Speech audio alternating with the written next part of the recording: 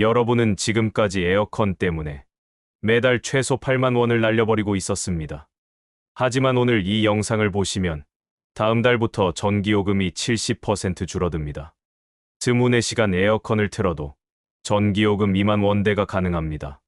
저는 25년간 삼성, LG, 캐리어, 위니아 등 모든 브랜드의 에어컨을 수리하고 관리해온 박진수 기술자입니다.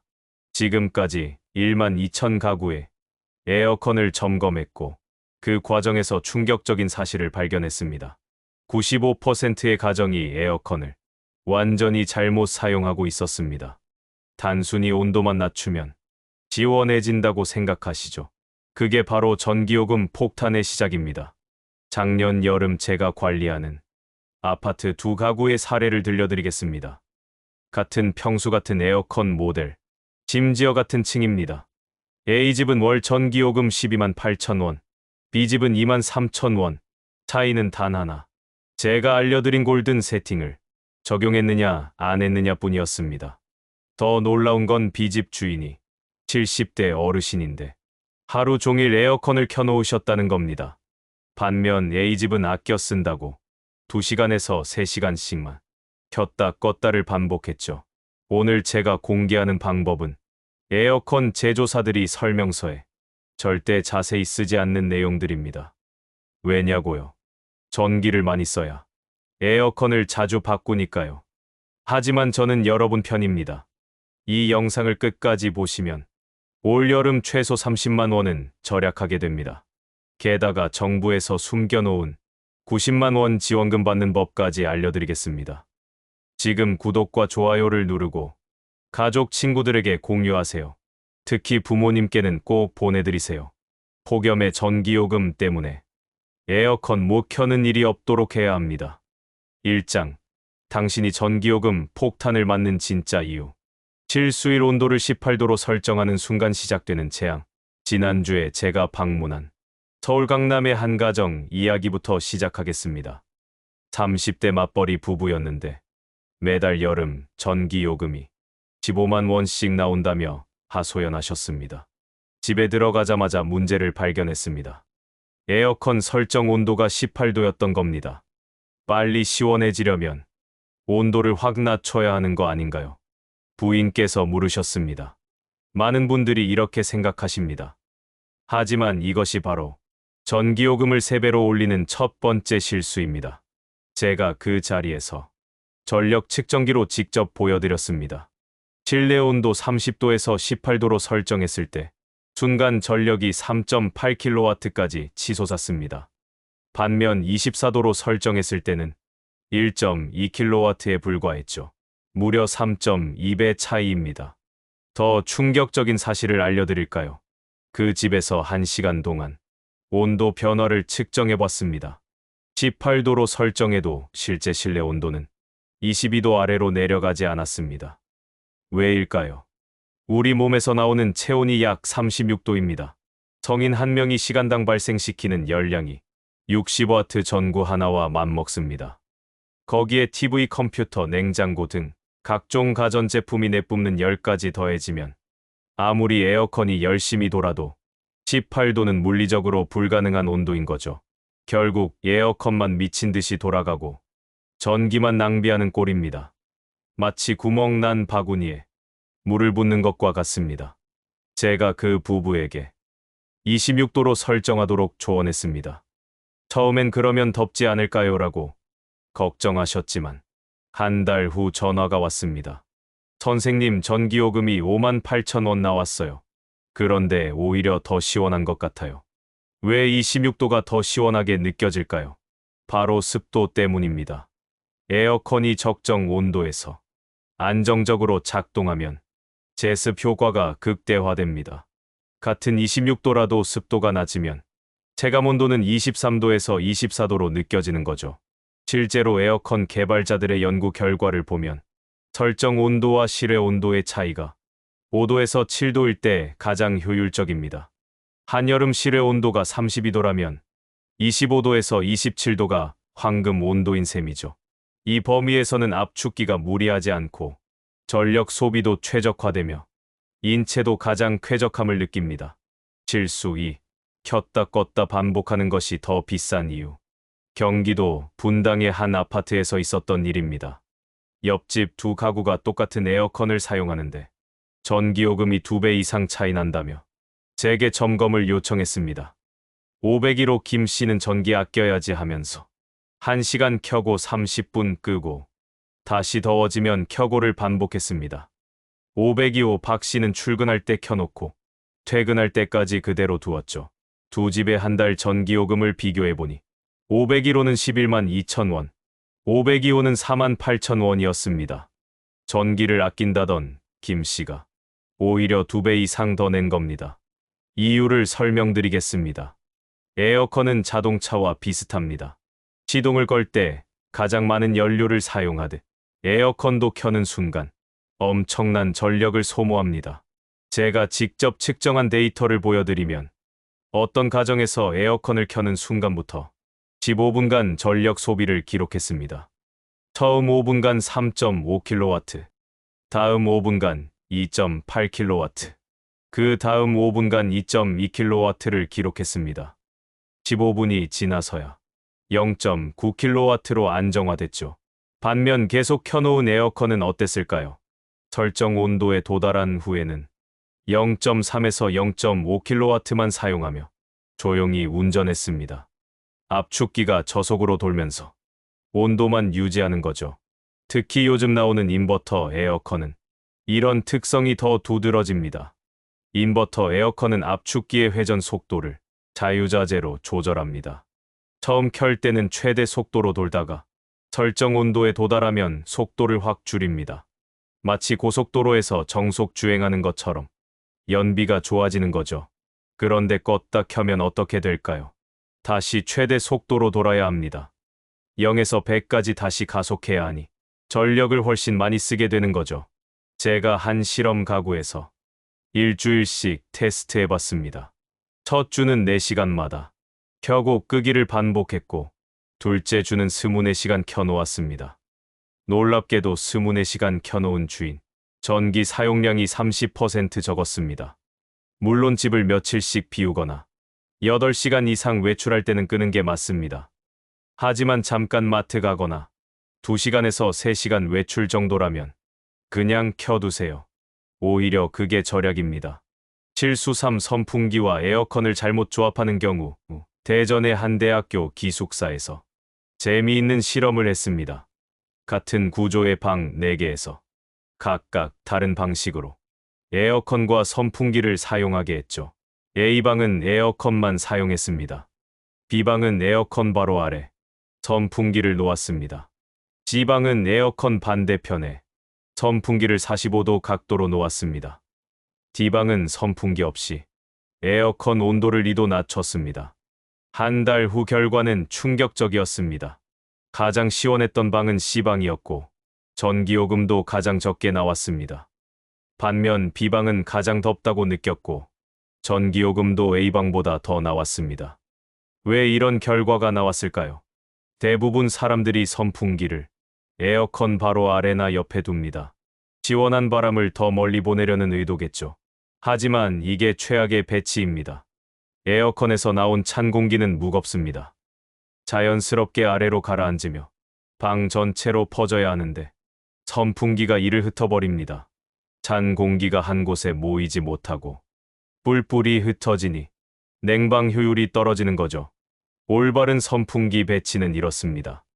에어컨 반대편 구석에 선풍기를 놓고 천장을 향해 45도 각도로 틀어주세요. 이렇게 하면 어떤 일이 일어날까요? 첫째, 천장 부근의 더운 공기가 아래로 내려옵니다. 둘째, 아래 가라앉은 찬 공기가 다시 순환합니다. 셋째, 방 전체의 온도가 고르게 분포됩니다. 이를 대류 순환이라고 합니다. 뜨거운 공기는 위로, 찬 공기는 아래로 가는 자연의 원리를 이용하는 거죠. 선풍기가 이 순환을 도와주면 에어컨이 훨씬 효율적으로 작동합니다. 실제로 이렇게 배치한 C방은 에어컨을 26도로 설정했는데도 24도로 설정한 D방보다 시원했습니다. 전기요금은 40% 적게 나왔고요. 선풍기 하나의 위치만 바꿔도 이런 차이가 생깁니다. 혹시 지금 선풍기가 에어컨 바로 옆에 있다면 당장 위치를 바꿔보세요. 실수 사창문과 문을 완전히 닫는 것. 작년 여름 인천의 한 빌라에서 곰팡이 때문에 큰 고생을 한 가족이 있었습니다. 에어컨을 틀 때마다 모든 창문과 문을 꽁꽁 닫았는데 벽지에 곰팡이가 피기 시작한 거죠. 찬 공기가 빠져나가면 안 되니까 당연히 다 닫아야 하는 거 아닌가요? 집주인이 물었습니다. 많은 분들이 이렇게 생각합니다. 하지만 이게 큰 착각입니다. 완전 밀폐된 공간에서 에어컨을 계속 틀면 여러 문제가 발생합니다. 먼저 이산화탄소 농도가 올라갑니다. 사람이 숨을 쉬면 탄소를 마시고 이산화탄소를 내뱉죠. 환기가 안 되면 이산화탄소가 계속 쌓입니다. 제가 측정해 본 바로는 방 2개를 완전히 닫고 4시간 에어컨을 틀었을 때 이산화탄소 농도가 2500ppm까지 올라갔습니다. 정상 수치가 400에서 600ppm인걸 생각하면 4배가 넘는 수치죠. 이 정도면 두통 어지러움, 집중력 저하가 나타납니다. 더 심각한 건 습도 문제입니다. 에어컨은 공기를 차갑게 만들면서 습기를 뺍니다. 하지만 완전 밀폐 공간에서는 습도가 너무 낮아집니다. 30% 이하로 떨어지면 코와 목이 건조해지고 피부가 가렵고 눈이 뻑뻑해집니다. 그럼 반대로 습도가 높은 날은 어떨까요? 밀폐된 공간에서는 에어컨이 뺀 습기가 벽이나 가구에 맺힙니다. 이게 곰팡이의 원인이 되는 거죠. 그래서 저는 5cm 환기 법칙을 권합니다. 창문 하나를 5cm 정도만 열어두는 겁니다. 그러면 찬 공기가 다 빠져나가지 않나요? 걱정하실 수 있지만 실제로는 그렇지 않습니다. 공기는 압력 차이로 움직입니다. 작은 틈으로는 공기가 천천히 순환하면서 신선한 공기는 들어오고 오염된 공기는 나갑니다. 찬 공기는 무거워서 아래 있고 더운 공기가 위쪽 틈으로 빠져나가죠. 제가 실험해 본 결과 창문을 5cm 열어둔 방과 완전히 닫은 방의 온도 차이는 0.5도에 불과했습니다. 하지만 공기의 질은 완전히 달랐죠. 이산화탄소 농도는 정상 수준을 유지했고 습도도 50에서 60%로 쾌적했습니다. 전기요금도 거의 차이가 없었습니다. 오히려 적절한 환기로 에어컨 효율이 좋아져서 장기적으로는 더 절약됐죠. 물론 미세먼지가 나쁜 날이나 장마철처럼 습도가 너무 높은 날은 예외입니다. 이런 날은 창문을 닫고 대신 1시간에서 2시간마다 5분씩 환기하세요. 실수 후 에어컨 위치를 잘못 선택한 경우 부산의 한 신축 아파트에서 있었던 일입니다. 같은 평면의 집인데 한 집은 시원하고 한 집은 덥다는 민원이 들어왔습니다. 확인해보니 에어컨 모델도 같고 사용 시간도 비슷한데 전기요금은 2배 차이가 났습니다. 원인은 에어컨 설치 위치였습니다. 시원한 집은 에어컨이 거실 중앙 벽면에 있었고 더운 집은 베란다 쪽 창문 옆에 있었습니다. 단지 2m 차이인데 이런 결과가 나온 거죠. 창문 옆에 설치된 에어컨의 문제점을 설명드리겠습니다. 첫째, 직사광선을 받습니다. 오후가 되면 서쪽 창문으로 들어온 햇빛이 에어컨을 데웁니다.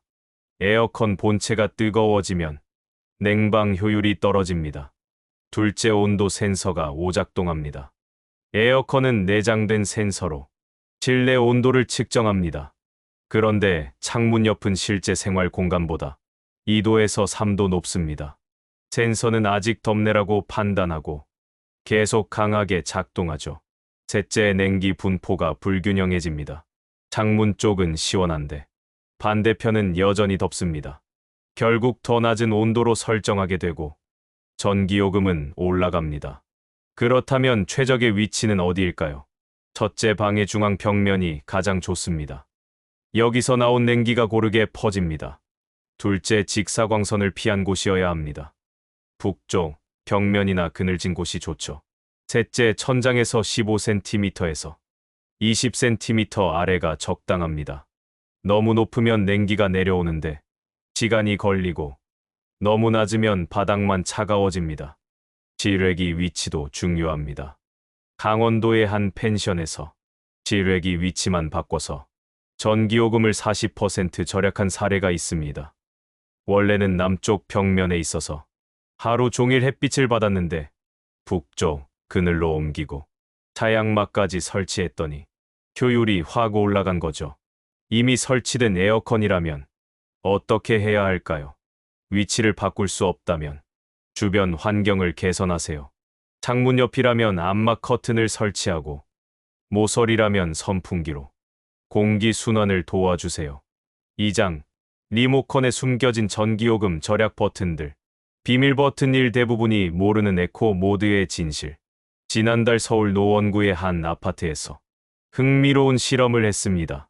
같은 브랜드 같은 모델의 에어컨을 사용하는 10가구를 조사했는데 8가구가 에코 버튼의 존재조차 모르고 있었습니다. 그런 버튼이 있나요? 봤는데 뭔지 몰라서 안 눌렀어요. 복잡할 것 같아서. 이런 반응들이었죠. 하지만 에코 모드를 사용한 이 가구의 전기요금은 평균보다 40% 적었습니다. 에코 모드가 정확히 어떻게 작동하는지 설명드리겠습니다. 일반 모드에서는 설정 온도까지 최대한 빨리 도달하려고 압축기가 100% 출력으로 돌아갑니다. 26도로 설정하면 26도가 될 때까지 쉬지 않고 돌아가는 거죠. 하지만 에코 모드는 다릅니다. 처음엔 80% 출력으로 시작합니다. 그리고 설정 온도에 가까워지면 60%, 40%로 점점 줄여갑니다. 마지막엔 20%에서 30% 출력만으로 온도를 유지합니다. 이게 왜 절약이 될까요? 압축기는 100% 출력일 때 전력을 가장 많이 씁니다. 80% 출력은 전력을 60%만 사용하고 60% 출력은 전력을 35%만 사용합니다. 출력과 전력 소비가 정비례하지 않는 거죠. 더 놀라운 건 체감 온도입니다. 에코 모드로 26도를 맞추는데 일반 모드보다 10분 정도 더 걸립니다. 하지만 일단 도달하면 온도 유지가 훨씬 안정적입니다. 일반 모드는 26도를 왔다 갔다 하는데 에코 모드는 25.5도에서 26.5도를 일정하게 유지합니다.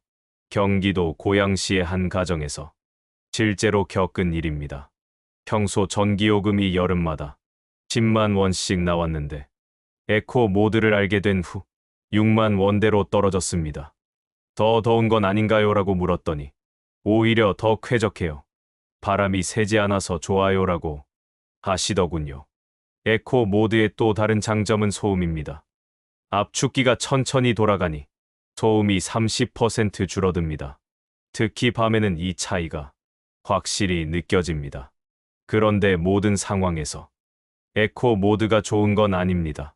집에 막 들어와서 빨리 시원해져야 할 때는 일반 모드로 15분에서 20분 돌린 후 에코 모드로 바꾸는 게 좋습니다. 리모컨에서 에코 버튼을 찾는 방법을 알려드리겠습니다.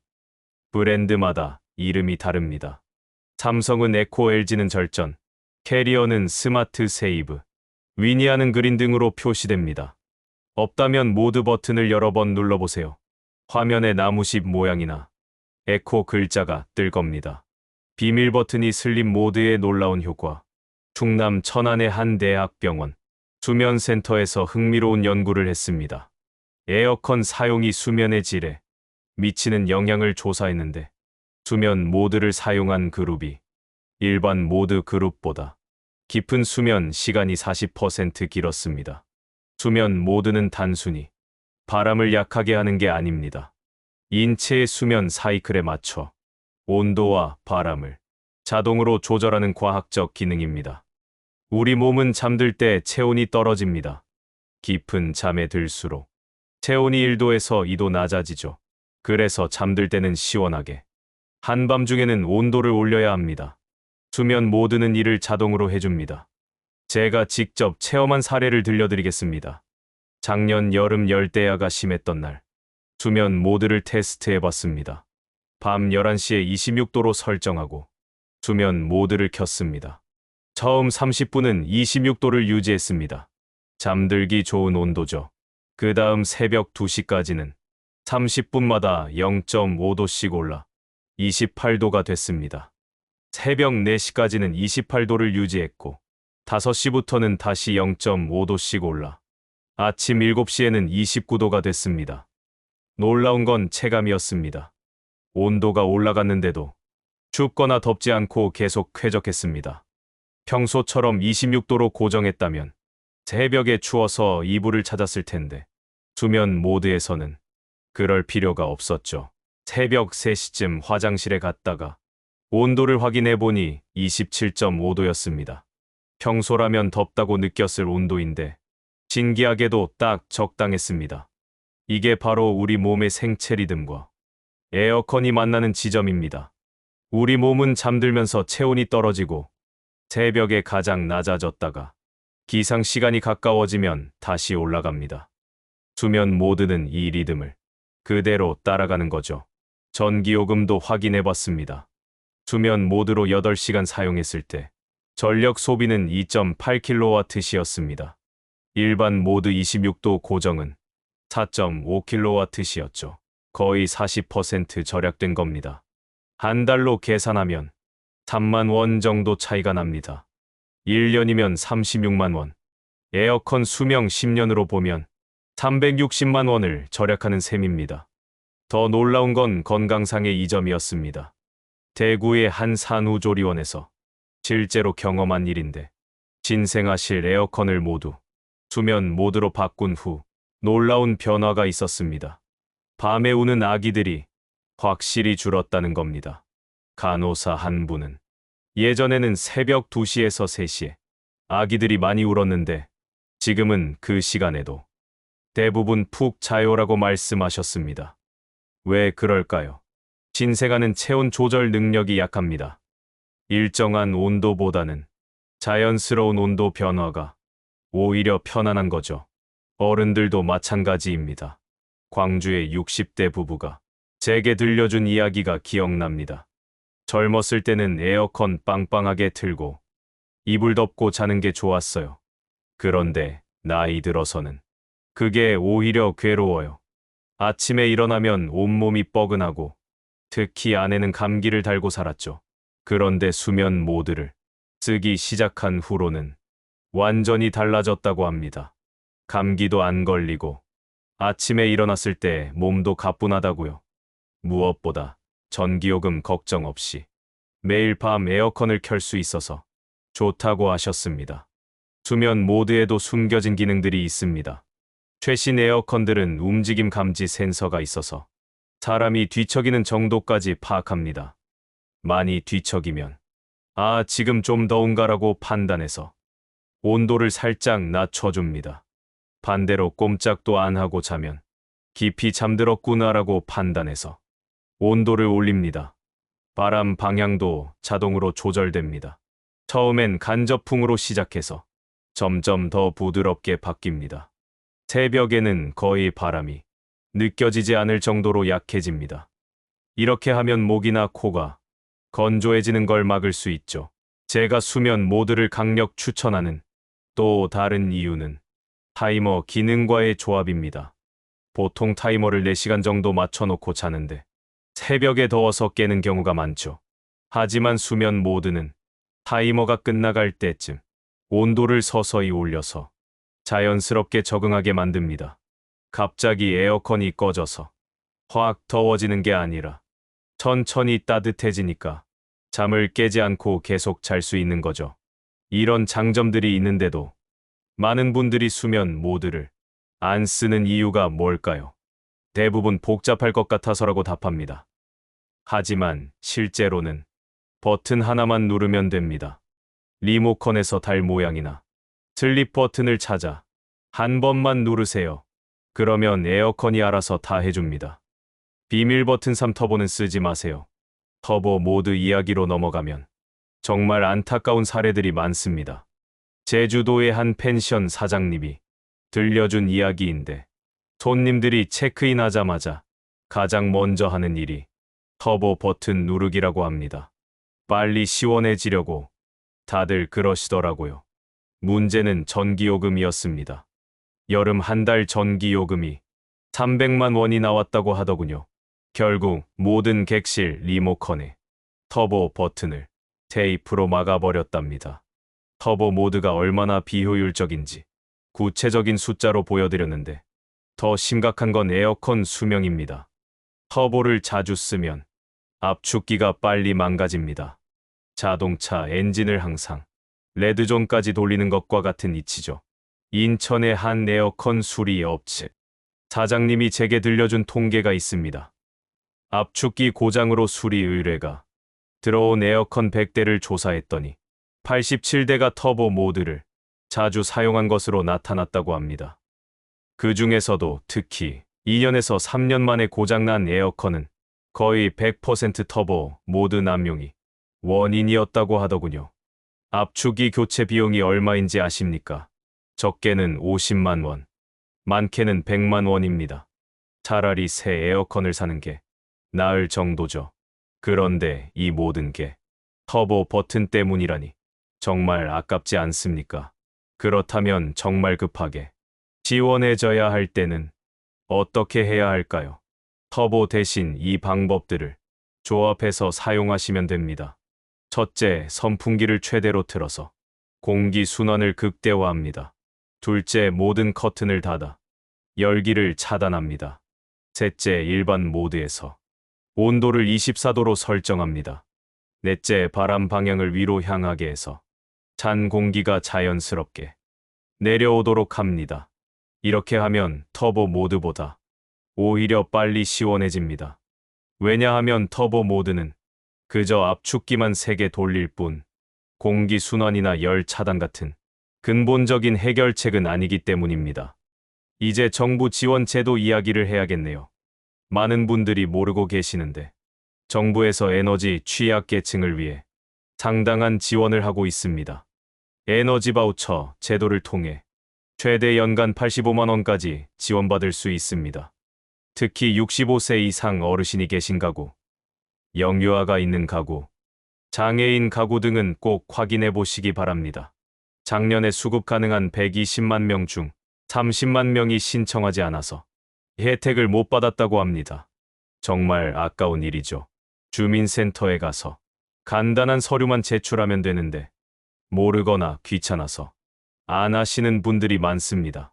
70대 어르신 한 분은 이 제도 덕분에 여름 내내 에어컨을 마음껏 사용하셨습니다. 평생 처음으로 전기요금 걱정 없이 시원하게 여름을 났어요라고 하시던 모습이 지금도 기억납니다. 지원 금액은 2024년 기준으로 1인 가구 연 32만 원, 2인 가구 연 45만 원, 3인 가구 연 59만 원, 4인 이상 연 85만 원입니다. 신청 자격은 기초생활수급자, 자상위계층 한부모 가정, 장애인 가구 65세 이상 노인 가구, 6세 미만 영유아 가구입니다. 신청 방법은 이렇습니다. 필요 서류는 신분증, 수급자 증명서, 가족관계 증명서입니다. 신청 장소는 주민센터 방문, 복지로 온라인, 일부 지역은 전화 신청도 가능합니다. 신청 시기는 매년 5월에서 6월이고 겨울에는 추가 신청이 가능합니다. 사용 방법은 전기요금에서 직접 차감되는 자동 차감 방식과 전기요금을 별도로 결제하는 카드 발급 방식이 있습니다. 지금까지 25년간 현장에서 직접 보고 경험한 에어컨 절약의 모든 비밀을 공개했습니다. 온도 설정부터 시작해서 리모컨에 숨겨진 기능들, 습도 조절의 중요성, 커튼 활용법 실외기 관리, 그리고 정부 지원 제도까지 정말 많은 내용을 다뤘습니다. 이 모든 방법을 한 번에 다 적용하기는 어려울 수 있습니다. 하지만 하나씩 차근차근 실천해 보세요. 오늘은 온도를 26도로 설정하는 것부터 시작하고 내일은 에코 버튼을 눌러보세요. 모레는 커튼을 닫아보고 주말엔 실외기를 청소해 보세요. 작은 실천들이 모여서 큰 절약을 만듭니다. 제가 관리하는 수많은 가정들이 이미 증명했습니다. 월 12만 원 나오던 전기요금을 2만 원대로 줄인 가정, 터보 모드를 끊고 에어컨 수명을 10년 연장한 가정, 습도 조절만으로 체감 온도를 5도 낮춘 가정, 이제 여러분 차례입니다. 오늘 배운 내용을 꼭 실천해 보세요. 그리고 주변 분들께도 알려주세요. 특히 혼자 사시는 어르신들, 에어컨 때문에 고생하시는 이웃들에게 이 정보를 전해주세요. 다가오는 여름 더 이상 전기요금 폭탄을 걱정하지 마세요. 오늘 알려드린 방법대로만 하시면 시원하면서도 경제적인 여름을 보낼 수 있습니다. 24시간 에어컨을 틀어도 2만 원대가 가능하다는 건 더 이상 꿈이 아닙니다. 마지막으로 한 가지만 더 당부드립니다. 에어컨은 단순한 기계가 아닙니다. 우리의 건강과 삶의 질을 좌우하는 중요한 도구입니다. 제대로 알고 사용하면 축복이 되지만 잘못 사용하면 부담이 됩니다. 오늘 이 영상이 여러분의 여름을 바꾸는 계기가 되기를 진심으로 바랍니다. 시원하고 건강한 여름 보내세요. 감사합니다.